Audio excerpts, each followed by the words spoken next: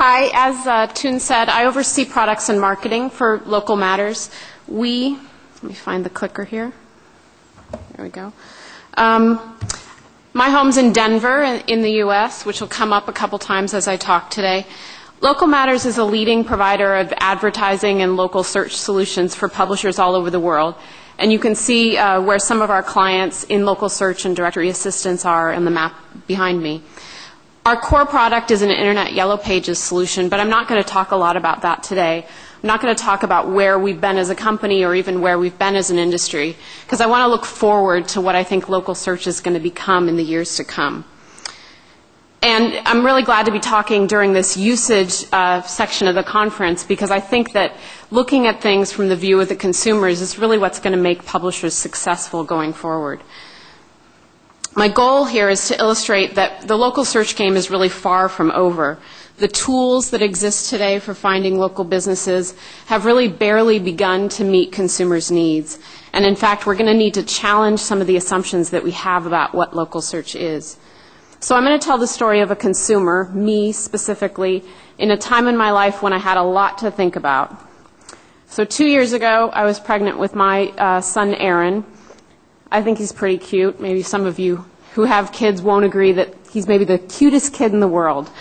But those of you who have children are probably pretty familiar with the idea of feeling anxious about how to prepare for a new baby. That you don't know what you're getting into and you don't know what kind of things you need to do to prepare. So one of the challenges that my husband and I had is that we needed to pick out a stroller, or what you might call a pram. I didn't know much about strollers. I didn't know where to buy one. I knew I could probably buy one at a big baby superstore that we have in the States, but I thought I wanted to find one at a specialty store where I might have more options and get more service. When I started to look around, I was really surprised at how many different kinds of strollers there are. There's a lot of different strollers to choose from. You can find ones that go on trails. You can find strollers with removable baby carriers. You can find strollers that fold up. There's just a lot of different choices. We didn't have a lot of people close to us to ask. My parents haven't been shopping for strollers in a while. I didn't have very many friends who had babies yet. So I found myself researching on the web to try and find some strollers and where to buy them. Like a lot of people do, I started on Google. Here's an example of the search for baby strollers Denver in Google. Google found more than 160,000 results for this search, and Denver's not that big of a place. That's a lot of results. The natural search results that are on the left-hand side are pretty varied, which is typical when a search query isn't clear about what I'm intending to do. So Google didn't know if I was looking for information about a type of stroller or where to buy a stroller or used strollers. And so there's a little bit of each of these on this page. So while Google is covering a lot of the options for sites I might want to see, it didn't really help me narrow down my search. For example, I hadn't even thought about the possibility of buying a used stroller. And so Google gave me a lot to think about. It was really too much. I frankly ended up being discouraged about the options of finding a stroller, and I didn't even buy one before Aaron was born. Google, in particular, had a lot of choices and a lot of data, but it wasn't what I was looking for at the time. Google's mission is to organize the world's information and make it universally accessible and useful. And they do that really well. If I'm looking for the average temperature in Barcelona or the history of something like paper clips, it's a really good, quick source to find that information. But when I was looking for a stroller, information wasn't really what I was looking for. This was an unfamiliar, new product, and I didn't really have an idea of where to begin.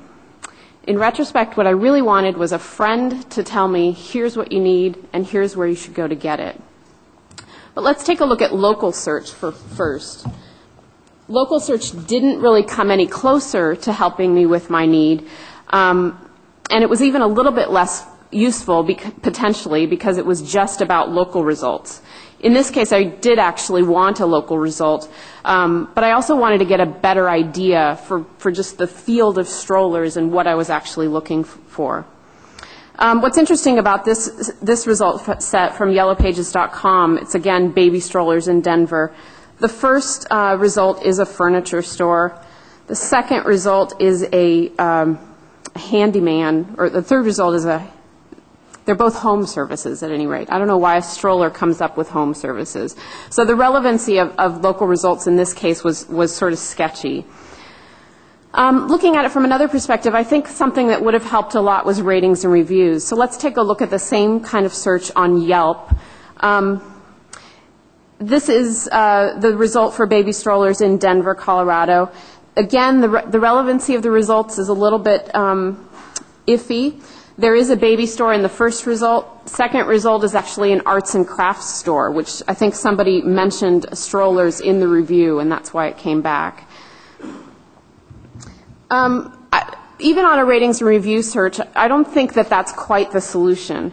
Knowing how a product or service is reviewed is a good start, but there are a few elements that are missing from a ratings and review site, and specifically the identity of the reviewer and the context in which they're reviewing that product, service, or store. By the identity of the reviewer, I mean, what was the reviewer like? Does she care about the same things that I do? Does she live in the suburbs and drive most places like I do? Or does she live in the city that has a lot of cobblestone streets that she needs to consider? And by context, I mean, did people make their decisions before or after the baby came?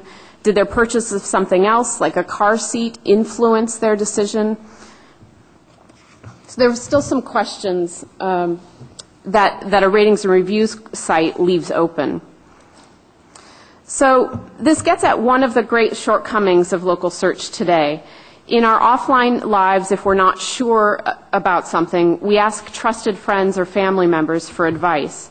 And perhaps most importantly, we look to different people for different kinds of advice. So I might ask my dad about what kind of a plumber to get, but I'm probably not going to ask him for advice about strollers.